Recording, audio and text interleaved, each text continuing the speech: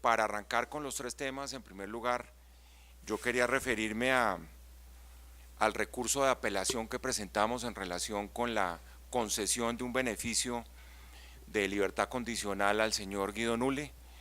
Lo primero que debo decir es que lamentablemente ustedes saben que a finales del año ocurren goles en materia judicial y este fue para nosotros un gol olímpico.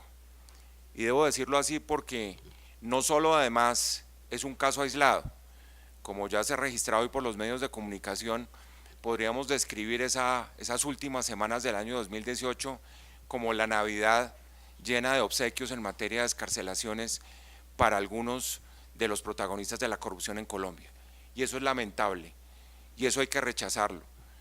Y tenemos que descubrir la forma de frenar esa tendencia, una especie de epidemia de excarcelaciones, aprovechando decisiones judiciales que en algunos casos, y no puedo generalizar porque no conozco específicamente los otros casos, tendremos que estudiarlos y ya les cuento cuál va a ser la estrategia de la Procuraduría para hacerlo. En este caso particular no hubo sustento jurídico para esa decisión. La Corte Constitucional ha sido clarísima en el sentido que para la concepción de la concesión de lo que se llaman los subrogados penales, que son los beneficios que se obtienen en la ejecución de una pena, hay que tener en cuenta la valoración de la conducta delictiva. Es decir, entre más grave sea el delito, más exigente y más riguroso tiene que ser la decisión del juez. Una exigencia y una rigurosidad que no se vio en este caso. Y no se vio en este caso porque estamos hablando de un delito para el cual no deben existir y no existen ese tipo de beneficios penales. Un delito de peculado por apropiación agravado, es decir, uno de los delitos más complejos que existen contra la administración pública, contra la moralidad pública, contra el patrimonio público de los colombianos. Por eso nuestra reacción fue inmediata. El Ministerio Público en muchos de estos casos no es notificado de estas decisiones de la ejecución de penas.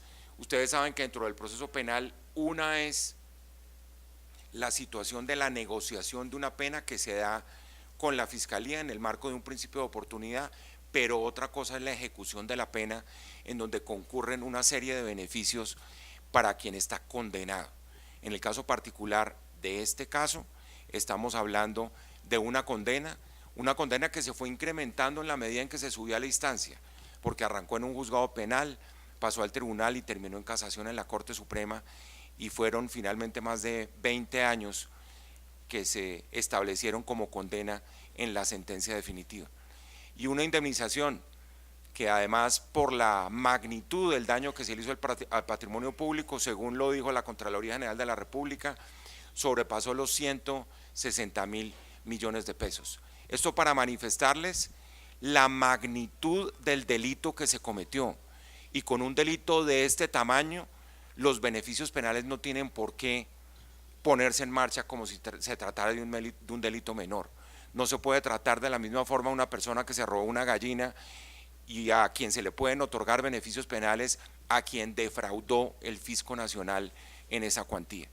Luego, como resultado de todo eso, la Procuraduría decidió presentar un recurso de apelación contra esa decisión de un juez de ejecución de penas y esperamos que prosperen los argumentos de la Procuraduría, no solo por lo que representa esto en el campo de lo jurídico, porque lo hemos dicho abiertamente, esto lesiona la confianza en la administración de justicia, esto mina la institucionalidad de la democracia en este país, esto genera una desconfianza en la ciudadanía en relación con sus instituciones de justicia que por supuesto tenemos que combatir. Y por eso entre todos nos tenemos que sumar para evitar que este tipo de situaciones se presenten, porque lamentablemente existe una alta probabilidad de que se sigan presentando en este momento en Colombia. Yo por eso quiero resaltar que a partir de hoy, y lo acabo de tener una reunión con los procuradores judiciales en materia penal, vamos a constituir un grupo, una comisión de vigilancia especial a esos procesos grandes de macrocorrupción en Colombia. A ver si podemos tener una especie de radar que nos permita ponerle la lupa a esos procesos y poder prevenir que este tipo de situaciones se presenten. Lamentablemente en estos casos, como en muchos otros, les decía, no hay notificación a la Procuraduría y nos toca siempre actuar ex post, es decir, después de la realización de los hechos, por supuesto en ejercicio de competencias constitucionales. La Procuraduría puede intervenir en los temas de ejecución de la pena y por eso hemos presentado ese recurso de apelación en el día de hoy. No podemos seguir aceptando, como ya lo he dicho, que la Navidad de las excarcelaciones se convierta en una situación normal y que los beneficios a los corruptos se conviertan en la regla y no en la excepción, porque hay es que erradicarlos absolutamente del ordenamiento jurídico colombiano. Ustedes saben, y con esto termino esta primera parte de la rueda de prensa, que los colombianos, independientemente de que no se haya pasado el umbral en la consulta del 26 de agosto, en la consulta anticorrupción, votaron precisamente para que se eliminaran esos privilegios. Hay dos proyectos de ley, un proyecto de ley que está iniciando su curso y que lamentablemente no tuvo mucho desarrollo, que está en primer debate, pero hay otro proyecto de ley que incorporó precisamente la imposibilidad de sustituir la detención preventiva por una detención domiciliaria. Ese tipo de privilegios no caben para los corruptos y no caben además porque para eso están las convenciones internacionales contra la corrupción. Si es del caso, y vamos a valorarlo caso por caso, ya sé que ustedes me van a preguntar de otros casos, por el momento estamos evaluando esos otros casos. Colombia tiene una serie de compromisos en el marco de la Convención Interamericana de Lucha contra la Corrupción, de la OEA, en el marco de la Convención Global de Lucha contra la Corrupción de Naciones Unidas. Y si se trata de poner en una balanza, en un equilibrio, ¿qué estamos defendiendo? Si lo que tenemos que proteger, que es la moralidad pública y el patrimonio público, o simplemente la rehabilitación de un condenado que ha incurrido en ese tipo de delitos, pues vamos a estar siempre del lado de la defensa de la moralidad y del patrimonio público. De tal manera que lo que esperamos es que no solo se aprueben en las sesiones del Congreso que comenzarán en unas semanas esos proyectos, porque es necesario replantear en ese sentido por completo la política legislativa y habrá que hacer más severas las penas en materia de actos de corrupción y de hechos de corrupción como está contemplado en las convenciones internacionales. El problema más grande que tiene Colombia en este momento es ese y por eso hay que combatirlo. Creo que puedo responder algunas preguntas de ustedes y después me refiero a los otros temas, en relación específicamente con este tema de los beneficios otorgados a quienes han sido condenados por hechos de corrupción. Ustedes tienen la palabra.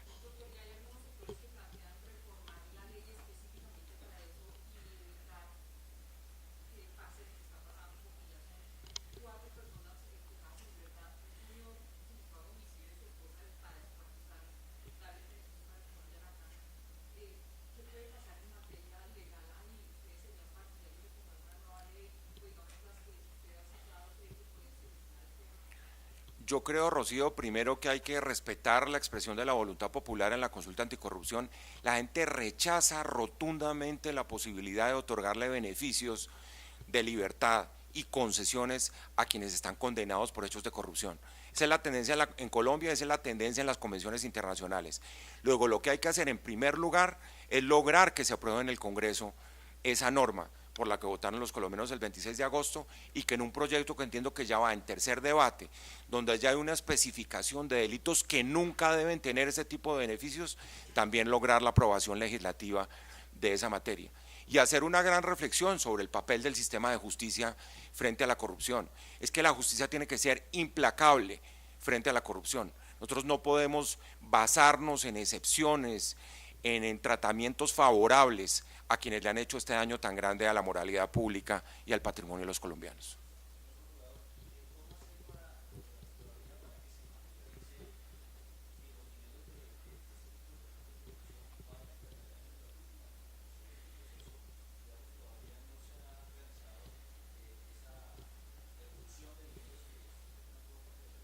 Esa es una pregunta muy importante, porque fíjense ustedes que la concesión de un beneficio no opera automáticamente. Lo que hicimos nosotros en el recurso de apelación fue demostrar, primero, que no se valoró una conducta tan grave, y lo segundo es lo que usted está mencionando, aquí hay que reparar a las víctimas. Les cuento, yo participé, como ustedes lo saben, en la Constituyente del 91, y si en algo avanzó la Constitución fue en incorporar en el tema penal los derechos de las víctimas. Toda esta historia que ustedes han oído de la justicia, la reparación, la no repetición, que es la base de la justicia transicional, tiene un eje que son las víctimas, que es el eje además de todo el derecho penal. Aquí el señor Nule no pagó un solo peso de la indemnización que se le puso. Y eso es más que suficiente para revocar esa decisión de libertad que profirió el juez de ejecución de penas. Es decir, si una persona condenada por un delito de esta naturaleza no le cumple a las víctimas, es suficiente para detenerlo, para mantenerlo en detención intramural y por supuesto para no aplicarle ningún tipo de beneficios. Ese tiene que ser el primer criterio. Uno, la magnitud de los delitos que se cometieron, que son actos de macrocorrupción. Estos no son actos de mini corrupción, sino de macrocorrupción. Y en segundo lugar, que efectivamente le hayan indemnizado y hayan reparado a las víctimas. Sí, yo creo que hay una mala valoración del juez. Eso no es estrictamente por una deuda civil, es por la reparación a las víctimas. Es que el delito le causa un daño enorme a la sociedad en su conjunto. El mal que causa la corrupción además es fuente de otros males. Yo lo he repetido muchas veces, cuando ustedes ven la magnitud de la macrocorrupción en Colombia, se dan cuenta además que en este momento ataca a los sectores más vulnerables de la sociedad.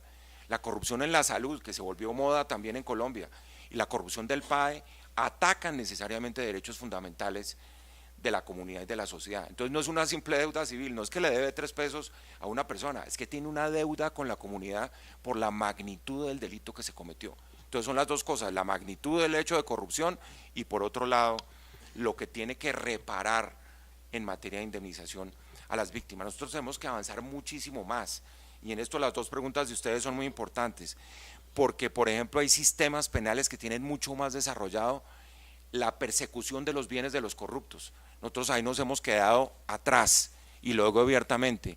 La extinción de dominio tiene que ser un mecanismo mucho más dinámico, mucho más efectivo, mucho más contundente en la persecución de los bienes de los corruptos. Ahí nos hemos quedado. Ustedes saben que nosotros pedimos la acción de extinción de dominio, nosotros no tenemos la competencia para iniciarla, le hemos pedido a la Fiscalía la extinción de dominio en los casos de Odebrecht, en los casos de bienes de personas vinculadas a ese proceso y por supuesto tiene que darse una acción que se llama real, porque si algo que no acepta la ciudadanía es que fuera de penas bajas, de negociaciones en materia penal, además vuelvan a la normalidad y disfruten los bienes robados o resultado de fraudes que le cometieron al erario. Luego necesariamente en esa materia tenemos que seguir avanzando y por eso hemos insistido tanto en que evolucione la acción de extinción de dominio como un mecanismo fundamental para luchar contra la corrupción.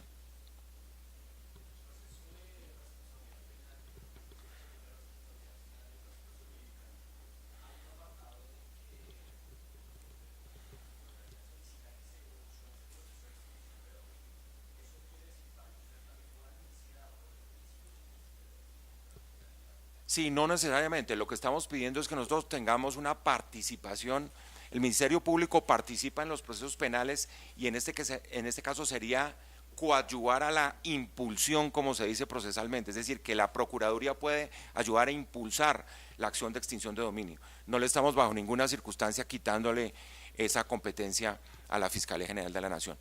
Si les parece, pasamos al de líderes sociales, salvo que haya otra pregunta.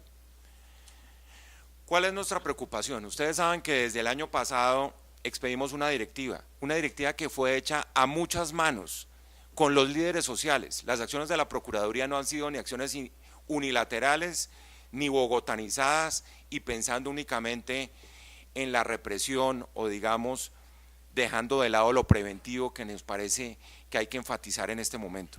Nosotros creemos que aquí hay que comenzar a derivar responsabilidades en relación con la eliminación lamentable, con el exterminio de los líderes sociales, que es una verdadera tragedia humanitaria en Colombia. Ustedes saben cuál es el peaje ya del año 2018 no sé, y el 2019, peor todavía, que estamos casi con un líder social muerto por cada uno de los días de este año 2019. Nosotros vamos a convocar hoy la Mesa por la Vida. La Mesa por la Vida la creamos en la ciudad de Apartado el pasado 23 de agosto, en una instancia de diálogo social a la cual asistió el señor presidente de la República y todos los ministros que tienen competencias en esta materia. Vamos a convocar la Mesa por la Vida a que en materia de acciones territoriales se vean los resultados. Nosotros hemos insistido mucho que las acciones y la creación de una política pública de protección de los líderes sociales no es un asunto que se crea desde los escritorios nuestros en Bogotá. Hay que ir a las regiones, hay que trabajar en los territorios y hay que trabajar con los líderes sociales. Vamos a convocar, por supuesto, al presidente de la República, a todos los ministros concernidos en esta materia, a los comandantes de la fuerza pública, a ver cómo es que vamos a partir de ahora a crear estrategias en los territorios de protección de los líderes sociales, conjuntamente con los líderes de esas organizaciones.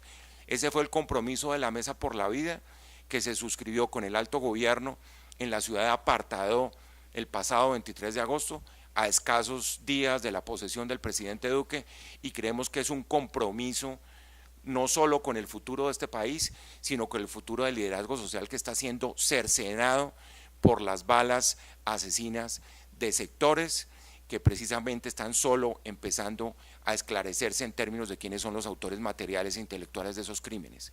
Nosotros hemos venido insistiendo que una política pública de protección tiene que ser una política preventiva, no es de nuevo llegar a las autopsias de los líderes sociales, aunque es importante esclarecer, repito, quiénes fueron los autores de los crímenes. Tenemos que evitarlo, tenemos que sensibilizar a las poblaciones, pero eso se hace en los territorios, eso no se hace con estrategias diseñadas unilateralmente por algunos estamentos públicos desde Bogotá. Luego estamos invitando a esa reunión, vamos a fijarle una fecha en la tarde de hoy, la haremos pública en las próximas horas y esperamos que haya un acompañamiento y una participación activa del gobierno nacional y de toda la fuerza pública, a ver si definitivamente vamos a ser capaces de proteger a los líderes sociales o seguir permitiendo este desangre que creo yo es el primer problema que tiene Colombia en este momento. ¿Alguna pregunta?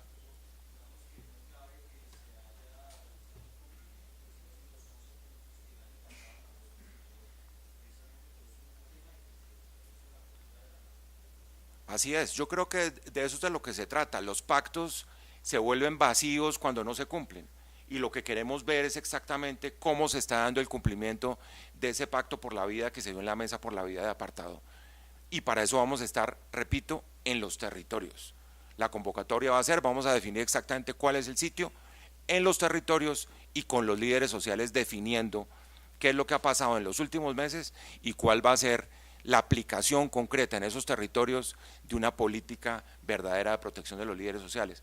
Ustedes recuerdan que insistimos mucho, esta ha sido una política en términos de lo que ha diseñado la UNP, que ha sido más reactiva, ha sido más urbana, ha sido más centrada en algo muy general para todos los sectores, en donde no ha habido consideraciones de enfoques específicos, el enfoque de género, el enfoque étnico que es tan importante acá.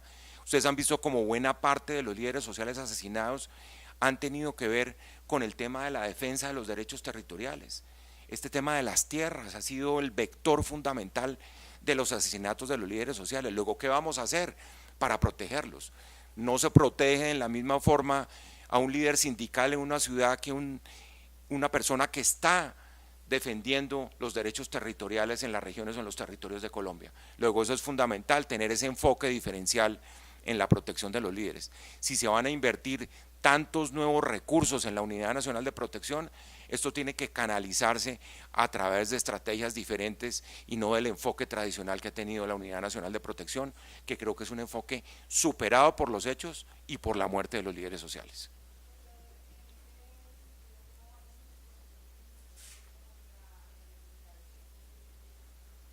Sí, nosotros hemos dicho que aquí hay una responsabilidad no solo de la fuerza pública, sino de los alcaldes y los gobernadores. Nosotros hemos iniciado unas decenas de investigaciones en esa materia y esperamos mostrar logros y resultados muy pronto. Ha habido casos en que ha habido acusaciones que se han formulado, esas acusaciones no se han probado de manera suficiente, por eso no hemos actuado, pero lo que le queremos decir a la fuerza pública y de nuevo a las autoridades departamentales y municipales, porque este es un tema que es una obligación también para los gobernadores y para los alcaldes. Esto no es un problema del gobierno nacional, es que los gobernadores y los alcaldes tienen que garantizar la vida de los líderes sociales en los territorios y por eso es tan importante vincular en ese caso particular, se lo formularemos además al presidente de la Federación Nacional de Departamentos, con quien yo me reúno esta tarde, para que la próxima reunión de la Federación Nacional de Departamentos se dedique a una reflexión sobre las estrategias de los gobernadores para la defensa de la vida de los líderes sociales. Y continuarán, por supuesto, las investigaciones en ese campo.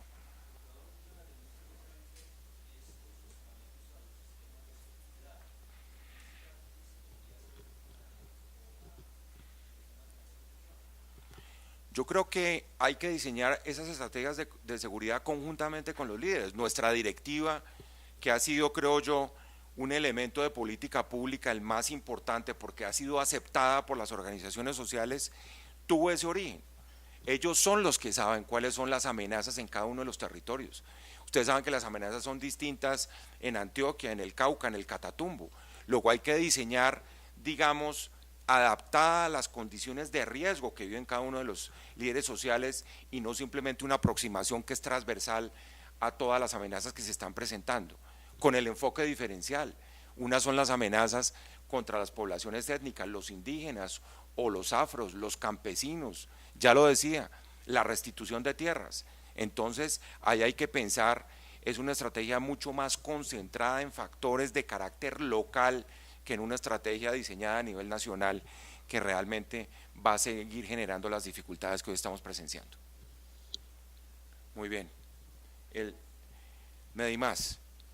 Nosotros hemos formulado unas inquietudes a la Superintendencia de Sociedades, a la Superintendencia Nacional de Salud. Nosotros estamos absolutamente convencidos que es una tesis peregrina e irresponsable sostener que la venta de Medimás es un intercambio entre particulares, es un negocio entre particulares. La salud de los colombianos no pertenece al tráfico mercantil de las cosas ordinarias. La salud de los colombianos es un derecho fundamental, reconocido en la Constitución, reconocido en la ley estatutaria de la salud. La salud de los colombianos implica la prestación, además de un servicio público, donde hay recursos públicos. Y por eso le hemos solicitado y hemos recibido ya una respuesta. Ustedes saben que las entidades que supuestamente estarían sometidas a la venta están sometidas al control de la Superintendencia de Sociedades por irregularidades que se están cometiendo en el pasado. Es decir, estamos hablando de unos entes societarios que han tenido problemas en el pasado, cuyo historial es complejo, y por eso es tan importante sostener que más que nunca vamos a tener prendidos todos los reflectores sobre cualquier transacción que implique negociar la salud de 4 millones de colombianos. Han sido más de una docena de acciones de la Procuraduría que se dieron durante el año 2018 y le queremos decir a los colombianos que vamos a estar más atentos que nunca a que sean los criterios de transparencia, sobre todo, de responsabilidad, los que primen en cualquier tipo de transacción que tenga como objeto la salud de los colombianos. Hemos recibido, como ya les he dicho, una respuesta de la Superintendencia de Sociedades, estamos a la espera de una respuesta de la Superintendencia Nacional de Salud. A la Superintendencia Nacional de Salud se le han entregado una nueva serie de competencias en virtud de una ley que se aprobó el año pasado. Ojalá se multipliquen los controles y ojalá se haga respetar el derecho fundamental a la salud de los colombianos. Pero solo quiero decirles que en este momento, dadas todas las dificultades que se han presentado con esa EPS, vamos a redoblar los controles para que la gente sepa que esta negociación, si se va a hacer, no se va a hacer dentro de la oscuridad de un despacho de particulares, sino de cara a la opinión pública, con todos los reflectores de los organismos de control, como lo he conversado con la Contraloría también, para que aquí los colombianos sepan qué se está haciendo y cuál es el futuro de su derecho fundamental a la salud.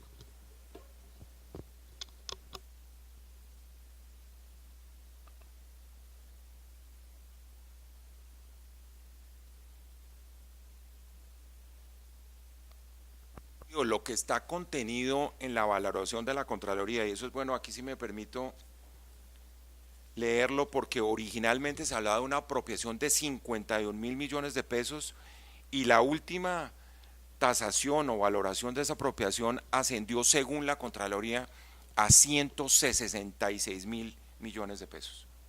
Entonces ese es el margen, esa es la magnitud del ilícito y de los hechos de corrupción que se investigaron en ese caso. por concepto del daño que se hizo, porque acuérdense ustedes que no se trata únicamente de devolver lo robado, sino se trata de tasar el daño. Ustedes han visto lo que sucedió en el caso de la Acción Popular de Odebrecht, y eso quiero recordarlo hoy porque es importante. Esta fue una decisión que se tomó en los últimos días de diciembre. A nosotros los señores de Odebrecht nos querían convencer que esto se arreglaba primero con el monto del ilícito en el caso de los 11.5 millones de pesos donde estaban el señor Morales, Gabriel García Morales y el señor Bula. Después Odebrecht subió a 20 millones de dólares. La Procuraduría siempre rechazó cualquier posibilidad de reparación en esos términos tan ridículos y se llegó a los 33 millones. Y lo que conseguimos a través de la acción popular que instauró la Procuraduría General de la Nación fue que el Tribunal Administrativo de Cundinamarca tasara eso en 260 millones de dólares. Es decir, una de las decisiones judiciales más importantes que se han dado por parte de un organismo judicial en un caso de corrupción como el caso de Odebrecht.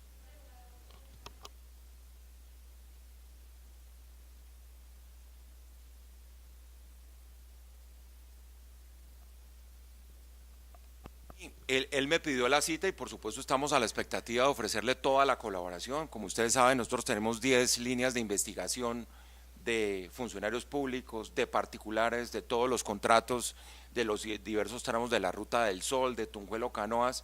Son como 12 líneas de investigación que tiene la Procuraduría. Ofreceremos por supuesto la colaboración en el caso particular de los dos casos en que la Fiscalía de OC se va a ocupar de este asunto, pero simplemente creo que es una reunión para, en el caso nuestro, ofrecerle toda la colaboración del Ministerio Público para que avancen sus investigaciones. No conozco exactamente cuáles son los temas que va a traer el fiscal ad hoc a esa reunión.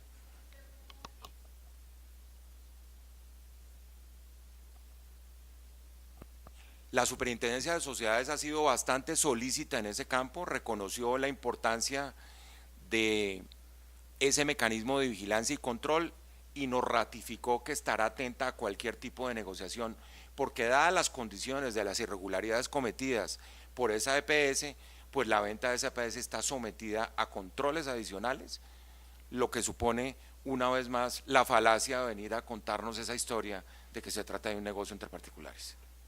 Sí.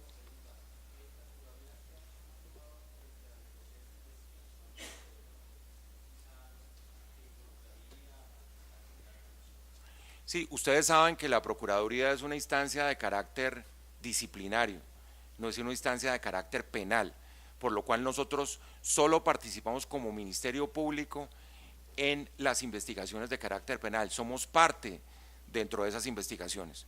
Luego hay quien lleva la voz cantante indiscutiblemente en la Fiscalía. Nosotros no tenemos ningún tipo de competencia para investigar al fiscal general de la Nación. Eso es bueno que la gente lo sepa porque hay grandes equívocos y simplemente creemos que lo que tiene que pasar acá es que tiene que funcionar la institucionalidad. Muchísimas gracias.